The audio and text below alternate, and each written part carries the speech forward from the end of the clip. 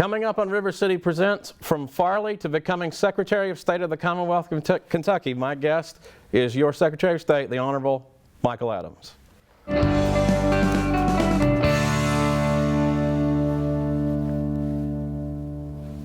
Welcome to River City Presents. My name is Daniel Hurt. My guest today is Secretary of State Michael Adams. He is a Reidland High School graduate, went to U of L, Harvard Law School, and now he's the Secretary of State of the Commonwealth of Kentucky. Welcome to the show. Thank you, Daniel. Secretary. Great to be here. Well, tell us why you're down here. You're back home in Paducah. Well, anytime I can come to Paducah, that's a chance I want to take. Actually, here on official business, this is my first trip to Paducah in my official capacity as the Secretary of State. I've got a set of meetings today with local media, with the Area Development District, with the NAACP, with the pipe fitters, and of course with you and the Paducah Sun, and making sure people have information about how to go vote in this election. It's never been easier to vote in Kentucky history than it is this year. The allowances that we've made for the pandemic have made it easier to vote than ever before. Well, it means a lot that you came on the show. You talked about WPSD on social media, and I just sent you a message, and you jumped at it, and we're very proud to have you here. If you would just, you went to Reidland High School. You're at Paducah, McCracken County. You're the first one since Julian Carroll to hold office from the Purchase area. If you just run through your background and how you went from Reidland to being Secretary of State, we'd love to hear it. Sure. I went to Farley Elementary and then Reidland Middle and High School, and I had a teacher that really inspired me. His name was Jeff Sturm. He's retired now. He taught middle school social studies, and his views were kind of all over the map, but every day he would make all the students in his class bring in a newspaper clipping and make us argue in favor or against whatever that clipping argued, op-eds and so forth from the newspaper. And so I brought in those from the Paducah Sun every day, and he and I would debate along with other students, and it really opened my eyes. It wasn't what position you took, it was can you defend it. That got me really interested in the idea of arguing positions. I ended up going to law school eventually. I went to Harvard Law School on low-income aid. I think the first person from the Purchase to go there, actually. That exposed me to some pretty famous people. I had Elizabeth Warren as my contracts professor. Wow, that's great. Elena Kagan as my administrative law professor. My goal was to try to be an attorney in politics. I've always loved politics. I started running campaigns when I still lived here in Paducah as a teenager, and that's always been a part of my interests. But I also wanted to be able to have a family and a car and a steady job, and so I went to law school. And so I've been fortunate to take election law. It's the best of both worlds. If you like politics, it's a way to practice law and have some stability in your finances, but also be part of our government. So that's what I did my whole career until I ran for office, and now I'm the chief election lawyer for the state, I guess you could say. So tell me, what does it mean to be an election lawyer? What does a political lawyer do? Well, people, I think, sometimes don't realize how heavily regulated politics is. It's regulated the way we regulate nuclear power. There are codes and codes, thousands of laws that apply to every aspect of running for office. There's campaign finance laws. What kind of money can you take or not take? What are the amounts you can take? What are the sources you can take from or not? What's the disclaimer you got to have on your ad? What's the font size? Right? What are the words? Can you campaign within this many feet of this place or that place? Your campaign presumably hires a staff. There's employment laws around that. There's real estate laws around the lease you get for your campaign office. There's lots of legal work in a campaign. And so first I volunteered by stuffing envelopes and so forth. Then I started doing strategic work. And then I went to law school and I began to do volunteer work for campaigns as a lawyer. They love that. They love having someone who's worth hundreds of bucks an hour who will do it for free. So I really helped my career by being a volunteer lawyer for campaigns, and eventually it paid off professionally. And you said you were working volunteer for campaigns since you were 16 here in McCracken County. Can you tell us a little bit about what those early years were? Yeah, I was born in '76. The first campaign I got involved in was Bush Quail '92. He came out to the college here. He did. He came here, and I had volunteered to be a Republican volunteer, and I got a call one day from the White House advance team, and that was pretty cool for a 16-year-old. They wanted me to help put out flyers and let people know the president was coming, and so I did that. The following year, my minister of my church at the time, Cornerstone Church here in Paducah, ran for county commissioner. He didn't win, but he ran a really good race, and I got to work on that campaign. Then I worked for Kathy Hogenkamp, who won a big upset victory in '94, was the first Republican elected from the Purchase to any office. in the state legislature. So that was the early 90s for me. I was hooked, and I've been involved ever since. That's great. I myself identify with that as someone on the other side of the aisle, but I was involved in politics since being a teenager too, about 10 years. And then after that, you ended up going to work for Mitch McConnell, right? Did you work for Mitch McConnell? What happened with that? I did. After I finished law school, I came back to Kentucky. I had no desire to stay on the East Coast. I worked for Senator McConnell's 2002 re-election campaign. I was his research director. My job was to help ensure that we had adequate responses to all the questionnaires and that he was well prepared to answer questions and so forth. And then that was over. I went and practiced law for about a year, but I kept working on campaigns. One of those was Ernie Fletcher for governor. And then when he got elected, I was appointed his number 2 attorney in his administration. And so that was a really great experience in Frankfort that really helped me in doing what I do now.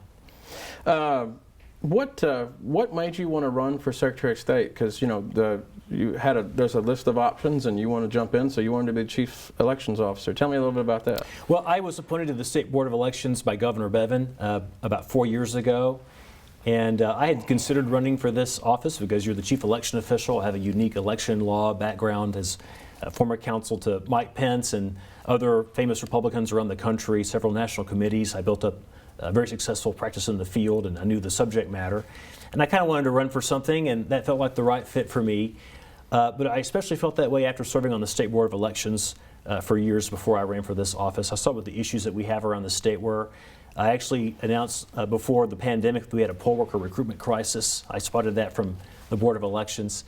So I thought I could make some improvements. We also had some unfortunate scandals in the office before I ran and during the time that I was running, and I thought that offered a good contrast to the state of affairs that we had at the time. I thought I would be good at the job, and it never would have occurred to me that we would have had a pandemic in my rookie year as Secretary of State, but I'm glad that I have the subject matter background, and that's, I think, part of why we've been deemed the most successful state in the country and how we've run our elections this year. That's outstanding.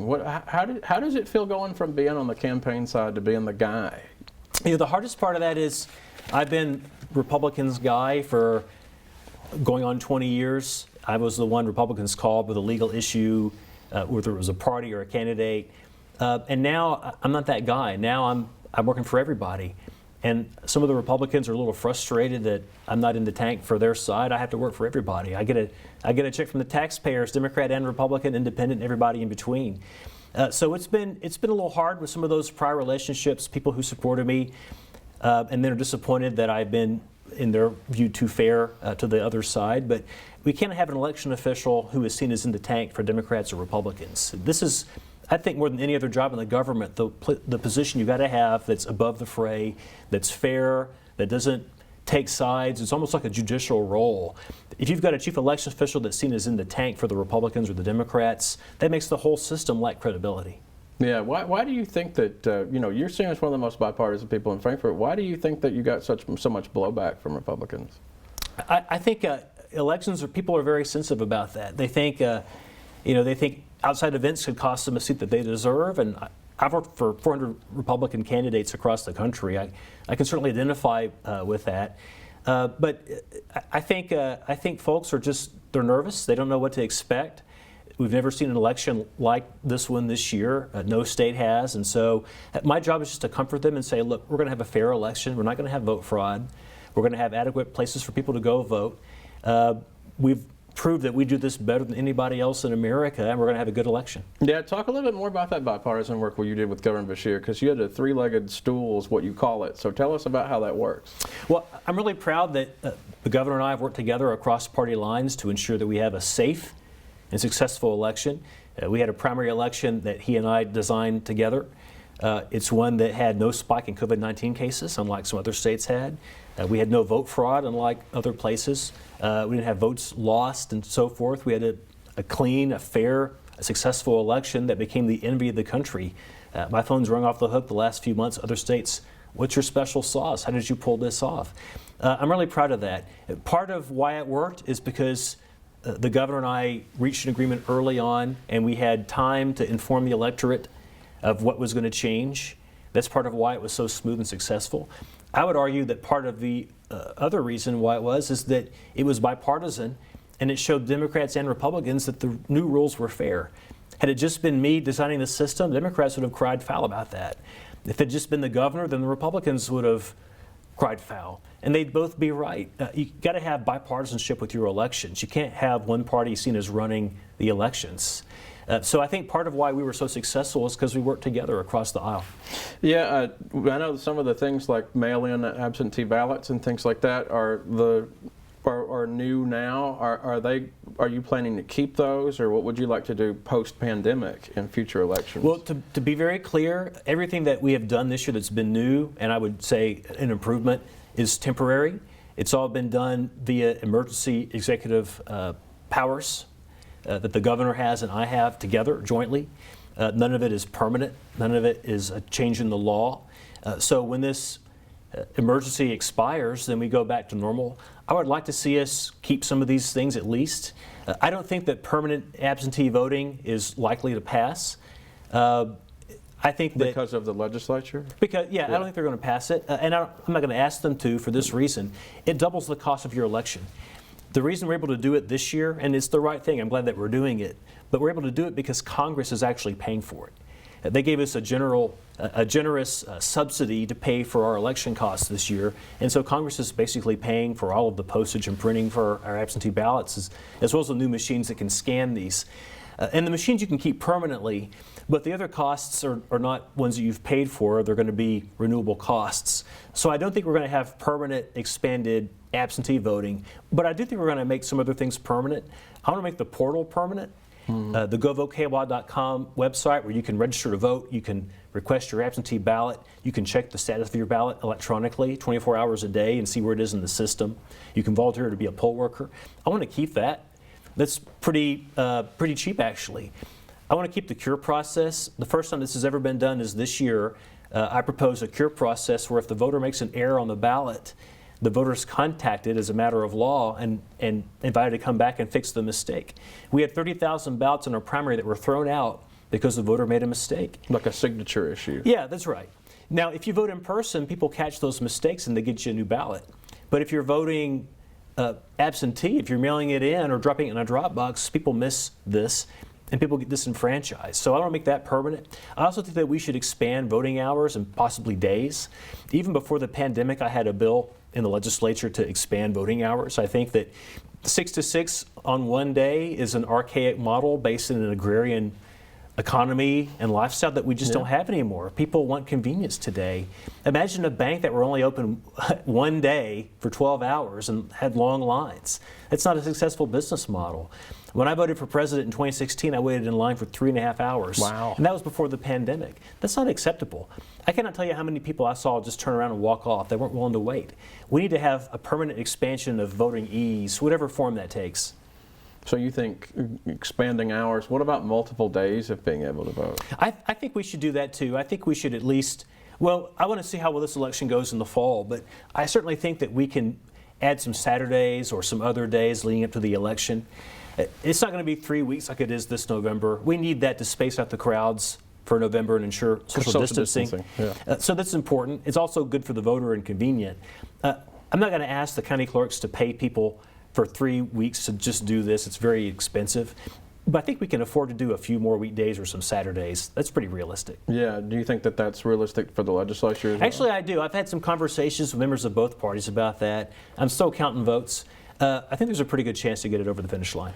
And I know another issue that's really important is cybersecurity. I mean, the hacking of elections is a real concern now, and people are worried. What steps have you taken as far as cybersecurity goes to make sure our ballots are safe in the process? Well, a couple of things. First off, one of the silver linings, if you will, with this pandemic and how we've had to change our election approach has been with a greater reliance on the absentee ballots, we had to buy new equipment. So I applied for a federal grant for new election equipment. We got it. We spent millions of dollars upgrading machines around the state, and here's why that's important. When I took office, we had 27 counties that didn't have the ability to generate a paper trail because they used old mechanical machines instead of scantrons that count paper ballots. I like paper ballots personally. I'd say the one issue, I campaigned in 107 counties over 21 months. And people will agree or disagree on early voting or absentee or photo ID, but what they all agree on, I found, is paper ballots. Because on the left, they were concerned about Russians hacking our systems. On the left, there were some people who thought that Bevin actually won, but the machines malfunctioned. I don't believe either of those positions, but the fact is Democrats and Republicans both want paper ballots because you want a paper trail. We had a race for state rep in Owensboro 2 years ago that literally was a tie. Jim Glenn, DJ Johnson. That's exactly right. Yeah. It was a tie. And we couldn't go back and do a real recount and see what the real vote was because so many of the votes were cast on old machines. They don't have a paper trail. So even just to have reliable recounts and recanvasses, you need paper ballots. So I'm really proud that we've made real strides on that. My guess is that before the end of my term, every single county will be on a paper ballot system. We've made progress for November. We may be there actually by November, but certainly by the end of my term. Something else we've done is we've really encouraged our clerks to build their own partnerships with our federal partners, the Department of Homeland Security and others. I work with them on a regular basis. But it's not just enough for me to do that. The county clerks have to do that too, because the county clerks are literally the chief election officials of the counties. And they are as vulnerable or more vulnerable to hacking than Frankfort is. Less resources. That's right, that's right. You've got old courthouses that are the clerk's offices, and they were built in the 1800s. These are old buildings. You've got the clerk's office that's on the ground floor of this building. And there's just a door with a glass pane to get in. So we've worked with the clerks to try to improve their security. It's not cyber specifically, it's physical security across the spectrum. But we've tried to also help build relationships between the locals and the federal government. It can't just be a federal-state partnership. We've got to have the counties involved in that too. And one of the things that I think you mentioned before is like the Wi-Fi and smaller, they use public Wi-Fi and things like that, so that can be an issue too, right? That's right. We've seen a lot of improvement on that front. We've tried to spot the little things that are easily fixable and improve that. But we're only as secure as any one county government. You can't get in the whole system and tamper with the votes. Let me be clear about that. But if you can hack into a county government, you can potentially get into the voter registration system. That's not happened. We've not been breached. Of course, I monitor this very closely. We've not been breached, but we have had our doorknob rattled by foreign powers that are adverse to the interests of the United States. And that keeps me on my toes. Wow, so Kentucky's been a target. It's not just us, it's other states too. Russia has had more success with other states than they've had with us. We've got a very sophisticated system, multi-layered system. But no one is totally safe. These guys are always looking for vulnerabilities. Well, that's I knew it was real close. I thought it was real close, but I didn't know it was a tie. So what happens when there is a tie? How does that work? How did they end up with Jim Glenn? Well, literally the law says if you have a tie, there's a coin toss. Oh. And the Republican candidate said, I'm not going to put this to a coin toss. I'm just going to concede to the incumbent Democratic candidate. So he's the state representative now from Owensboro, but there's a rematch this November, That's right. And there may be another close race. Yeah. One of the things you always talked about on the campaign trail was photo ID. So can you talk about what you've done with that and where you want to go? So I thought that one of the most glaring vulnerabilities that we had was that we didn't require a photo ID for verification of the voter's identity. Our neighboring states have that. It's always been that way for me. I've always. Well, actually, it's not. It's not in the law, or it wasn't until I wrote the bill and took office and got it passed. It was an option for the clerk to ask for an ID, but they, by law, could not require a photo ID. They could ask, but if you said I don't have one, they still would have to let you vote with a non-photo ID. The law that we have now that was fairly key in my being elected. It does require a photo ID, but it's also very humane. It also says that if you can't get one, you can still vote with a non-photo ID. What would be an example of that? Well, COVID-19 is a great example of that. So, for example, we provided $300,000 of new funds to pay for folks who didn't have a photo ID to get one. This could really change lives. People who can't get a job, can't engage in basic life functions because they can't get a photo ID, now they can get one for free. Used to cost them $20. So we're paying for that. But here's the problem. The issuing authorities are the circuit clerks, and they've been closed most of the year because of COVID-19. Even if they've opened back up, they've got long lines of people getting their driver's license and so forth. I don't want to put anyone in a situation where they're vulnerable. That's why I've expanded absentee voting, is to make sure that people who are of an age or health condition who need to stay at home can vote that way. It would be hypocritical for me to say you have to go get a photo ID and stand in line so you can safely vote at home. Yeah. So basically we said, the governor and I in our agreement, we had to use emergency powers to tweak the law a little bit, but this was the right answer. We said we're going to be consistent, and if you can't get a photo ID through no fault of your own, because of COVID-19, we're not going to treat you differently. Right. We're not going to disenfranchise anybody. So I think the experience of the vast majority of voters is they'll go vote with their photo ID, and that's just fine. But if you can't get one, we're going to give you a pass this time. Are there some frequently asked questions or misconceptions about this fall's elections that maybe you hear a lot that you can identify here? Sure. You know, the one thing, I guess the two things I hear most often, and the criticism tends to be more on the right than on the left. The first is that there's going to be vote fraud. Well, look, I'll be honest. This is an issue I talked about when I ran. I talked about 22 separate vote fraud cases just in the last 15 years in Kentucky, all very serious. Vote fraud's not a myth, but also the notion that our elections are all rigged is a myth. The truth is somewhere in the middle. The truth is we do have elections that are marred by fraud. They're usually local races. They're usually in eastern Kentucky. They're usually people seeking the office of county judge, executive, or mayor, because those jobs come with patronage, right? You've got a perfect storm. You've got a poor county. You've got a place that's small, so only a few votes can tip the outcome, and you've got a job on the line with a bunch of money behind it. And benefits, yeah. And benefits. It's a perfect storm. So you've seen vote fraud cases in Magoffin and Floyd and those eastern Kentucky counties, and that's a real problem. And the Attorney General and I, the FBI, we had a partnership to monitor these situations. That doesn't mean our elections are driven by fraud at the national level or the state level. It's just virtually impossible to steal one of those elections. And so I'm trying to explain to our voters that, number one, we're cognizant of vote fraud. We've got systems in place, some of which we already had, some of which I've added to the process this year to ensure that we have a clean election. There were all these predictions of vote fraud in the primary. They were all false. We didn't have vote fraud. We had a very clean election. I'm proud of that. The other big misgiving people have is that they think if they vote absentee, the ballot's not secret. It is secret. I've been voting absentee since my first election in 1994. I went off to college in Louisville, and I wanted to vote here in Paducah, and so I did. I voted absentee, mailed my ballot back. But there's protocols. When you fill out your absentee ballot, you mark your ballot. There's no mark on your ballot that says that it's yours. There's no code or anything. You put it in the envelope, you seal it up, you sign the envelope, and there's a detachable flap that you sign. When the county clerk gets that envelope, they verify your signature, and then they rip off that, and they make sure you haven't voted already, and they rip the flap off, and they throw it away, and they throw your ballot in the bin. And it looks just like every one of the other ballots in the bin. So there's no way to track who you voted for. It's a secret process. Yeah, I voted absentee through mail-in ballot, and then it was the same process as you described exactly. What difficulties do you anticipate this November from like a logistical standpoint? Is it poll workers or needing them, or what's going on? Yeah, we've got two big problems, and I think we've done a pretty good job on one. The other's been tougher.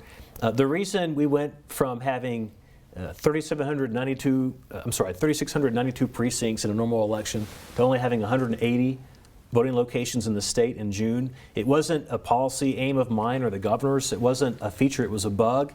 The bug was our poll workers canceled on us. Almost all of them canceled on us. And we also had trouble finding locations that could ensure social distancing and handle crowds. So that's why we had so few voting locations. Most counties had just one. Fortunately, we've made a lot of progress for the fall. We're going to have a lot more places to vote. But it's still tricky finding people to be poll workers.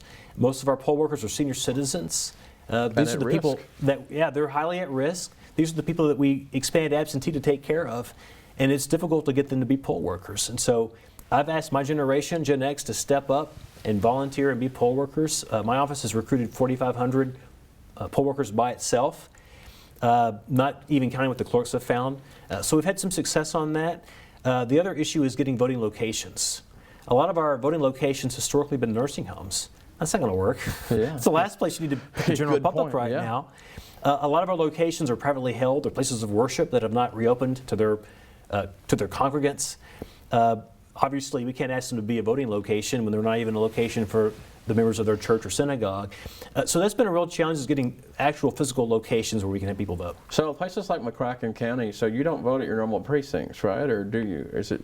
Well, so your county, if you go to sos.gov, we've got a list of all the specific voting locations. We're going to have about half as many voting locations as we would normally have, which is actually pretty significant as an improvement. But the locations will differ. They're really aimed about having larger venues that can handle more people spaced apart, as opposed to the usual places people would go vote. And you talked about making it harder to cheat and easier to vote. So what are those? We don't have a whole lot of time left, but what are some of the run through your steps on that? Well, even before the pandemic, I offered legislation to make it easier to vote. One thing I liked is the vote centers. I don't think that should be the only option you have. I want to open the precincts too, but having one place where anyone in the county can go vote. What if you live out in the county like I did, but you work in downtown Paducah like I did? It's a lot easier to vote downtown than to go back home, especially on the clock. You may miss your 6 o'clock time to vote. So having at least one place in the county where anyone in the county can vote is good. People get disenfranchised every election because they go to the wrong precinct. Well, this fixes that. That's an idea I had even before the pandemic. I want to make that permanent. I also think that we should re-enfranchise people who have paid their debts to society. They shouldn't be totally automatic. They should also have to have not committed crimes in the recent past and so forth. But I do think that's something that we can do, that I found Democrats and Republicans in agreement on. There's lots of things that we can do to make this process easier. The portal being permanent is one of those two, making voting as easy as we possibly can. If we want people to vote, we got to make it convenient. Banks, government agencies, everybody has websites where you can do your business. And you can drop your renewal for your tags in a Dropbox. Why can't you vote that way, right? We should take the basic things that we do every day in other aspects of our lives and move those into our voting too. In the last couple minutes, is there a future down the road that Secretary Adams has planned? There's certainly no future I have planned, and any plan I had is probably got trouble right now. I took a lot of heat within the GOP, unfortunately, for a lot of the changes that I made, but I think they're the right thing. I think I was proved right in the primary with the historic turnout we had. People kept safe, no vote fraud. I think we've been proved right. I think Republicans will eventually come on board and agree that we handled this crisis on the election side appropriately. So you think it'll be something that down the road, once it's happened, they'll see it went smooth and they won't be so opposed, maybe? There's a big disconnect between the Republicans in Frankfort who are candidates and see the world as candidates and the voters. The Republican and Democratic voters I talked to are actually pretty happy to have options. They're not upset. They like having 4 ways to vote instead of 1. So I think what the voters believe is actually way more important than what the politicians think. Well, thank you for coming on the show, and I'm really glad that you came, and I'm really proud that you were able to be here. Thank you for coming. Thanks so much. That was my guest, your Secretary of State of the Commonwealth of Kentucky, the Honorable Michael Adams.